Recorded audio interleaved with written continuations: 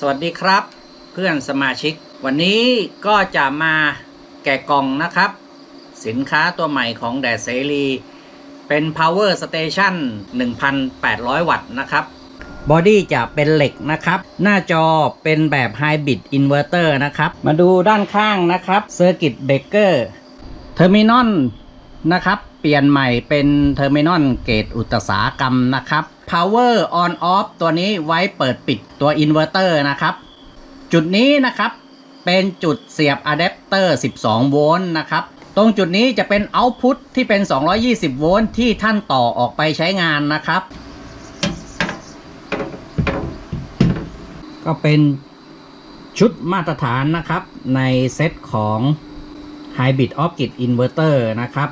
ตรงนี้ก็จะเป็นในส่วนของ BMS นะครับแบตเตอรี่ที่ใช้เป็นลิเธียมไอรอนฟอสเฟตนะครับ12โวลต์100แอมป์ฮาวนะครับจำนวน4ลูกทางร้านผลิตรุ่นนี้นะครับจะมี2ขนาดก็คือแบตเตอรี่4ก้อน12โวลต์100แอมป์กับ8ก้อน12โวลต์200แอมป์นะครับมาดูการทดสอบนะครับกับพวกอุปกรณ์เครื่องมือช่าง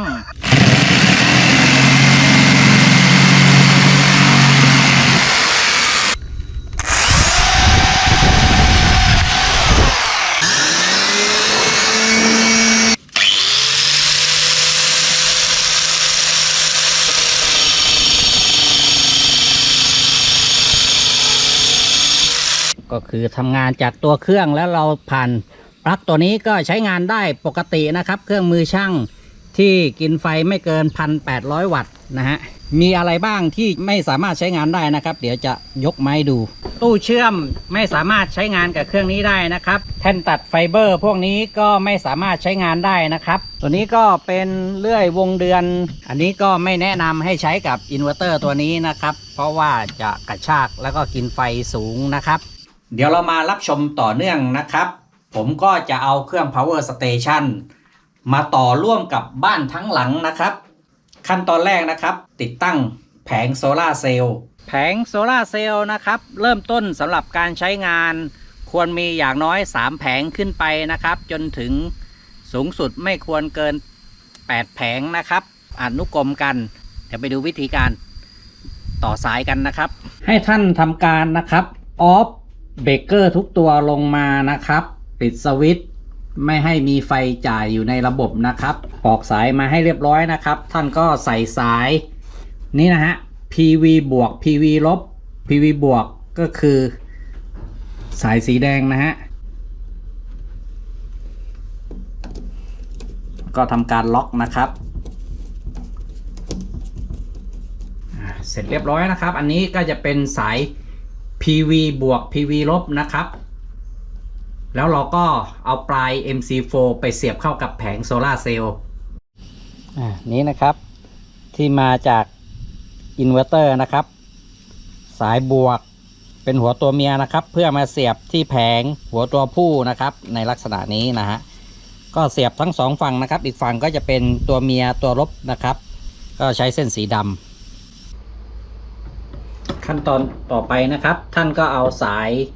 ไฟ AC นะครับผมใช้สายเบอร์4 Square Min นะครับ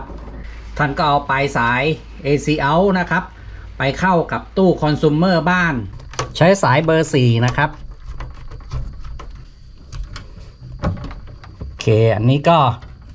เสร็จเรียบร้อยนะครับในคลิปผมก็จะ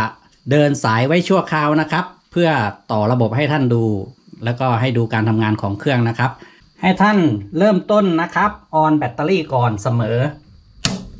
นะครับพอออนแบตเตอรี่เสร็จแล้วออนแผงโซลาร์เซลล์เข้ามานะครับหลังจากนั้นให้ท่านกดปุ่ม power on นะครับเพื่อปล่อยไฟ220โวลต์นะครับที่หน้าจอนะครับก็จะเห็นว่าไฟ220โวลต์ผลิตขึ้นมาแล้วไฟแผงมาแล้วนะครับที่เราต่อไว้หลังจากนั้นนะครับให้ท่านออนเบรกเกอร์เมนของบ้านนะครับเราก็ปล่อยไฟไปตามจุดต่างๆของบ้านนะครับ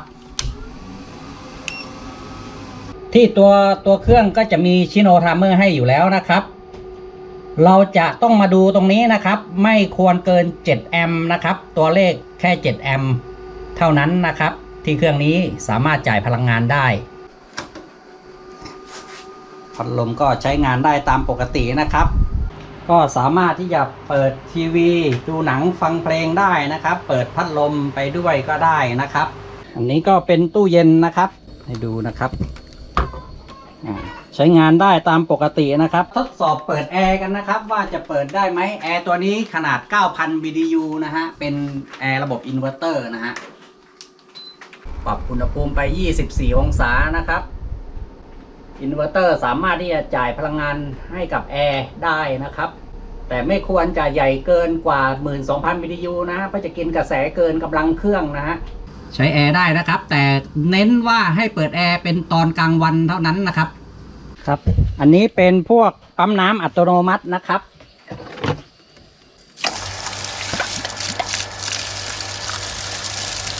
อันนี้เป็นเครื่องซักผ้านะครับก็สามารถใช้งานได้นะครับแต่ว่าต้องปิดอย่างอื่นด้วยนะครับไม่สามารถใช้พร้อมกันหลายๆอย่างนะครับกระติกน้ำร้อนใช้ได้นะครับแต่ต้องเป็นกระติกน้ำร้อนที่เป็นรูปทรงแบบนี้นะครับก็ใช้งานได้นะครับอันนี้ก็จะหุงข้าวให้ดูนะครับเป็นหม้อขนาด 1.8 ลิตรนะครับหม้อตัวนี้ก็กินไฟอยู่ประมาณ600วัตต์นะครับนี่นะฮะเครื่องก็จะร้องนะครับเพราะว่าพวกนี้เป็นเครื่องทำความร้อนจะกินไฟค่อนข้างสูงนะครับเดี๋ยวพอข้าวสุกแล้วเรามาดูกันอีกสักครู่นึงนะครับครับข้าวก็สุกนะครับจะมีอุปกรณ์เครื่องใช้ไฟฟ้าในบ้านที่ไม่สามารถใช้งานได้นะครับยกตัวอย่างเช่นเตาไมโครเวฟตู้อบนะครับกระทะไฟฟ้า